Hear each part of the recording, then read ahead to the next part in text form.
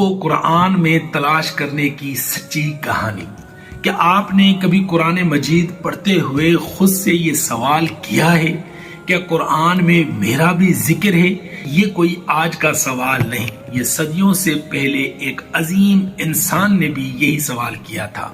وہ تھے حضرت احنف بن قیس، عرب کے بڑے سردار، جن کے بارے میں کہا جاتا تھا کہ اگر احنف کو غصہ آ جائے تو 1,00,000 تلواریں نیام سے باہر آ جاتی ہیں۔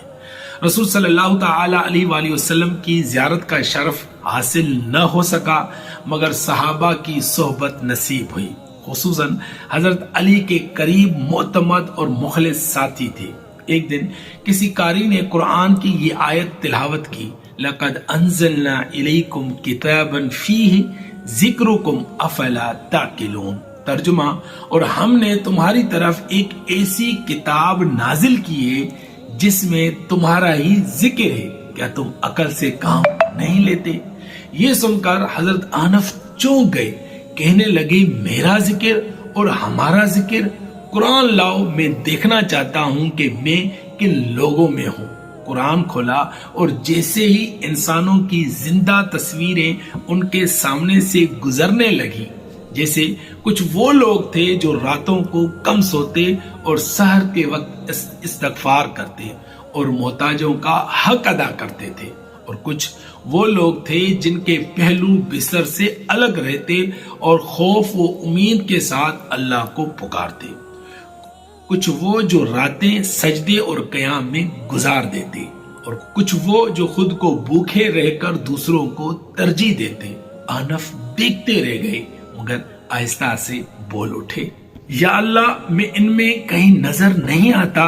پھر قرآن کے ورق پلٹے گئے، کچھ وہ لوگ دکھائی گئے جو لا الہ الا اللہ سن کر اکڑ جاتے تھے، کچھ وہ جن کے دل اللہ کے ذکر سے گھبرا جاتے تھے، اور کچھ وہ جو قیامت میں کہیں گے ہم نماز نہیں پڑھتے تھے، مسکین کو کھانا نہیں کھلاتے تھے اور لغویات میں پڑے رہتے تھے۔ یہ دیکھ کر حضرت احنف کانپ اٹھے، اللہ، میں ان سے تیری پناہ مانگنا چاہتا ہوں۔ نہ وہ خود کو نیکوں میں گنتے تھے، نہ کافروں میں، انہیں اپنے ایمان کا یقین تھا اور اپنی کمزوریوں کا بھی علم۔ وہ ایک ایسی تصویر ڈھونڈ رہے تھے جس میں ایمان بھی ہو اور خطائیں اور شرمندگی بھی ہو اور اللہ کی رحمت سے امید بھی۔ پھر قرآن نے وہ تصویر دکھا دی حضرت احنف کو۔ حضرت احنف نے قرآن پاک کی اس آیت کی تلاوت کی، وَآخَرُونَ اعْتَرَفُوا بِذُنُوبِهِمْ خَلَطُوا عَمَلًا صَالِحًا وَآخَرَ سَيِّئًا۔ اور کچھ لوگ ایسے ہیں جنہوں نے اپنے گناہوں کا اعتراف کیا، نیک اور برے اعمال کو ملا دیا، اور امید ہے کہ اللہ ان کی توبہ قبول فرمائے۔ حضرت احنف کی آنکھوں میں آنسو آ گئے اور بولے، بس میں مل گیا، یہ میں ہوں، اور میرے جیسے لوگ نہ اعمال پر گھمنڈ، نہ رحمت سے مایوسی، اور یہی تو قرآن کی صداقت ہے۔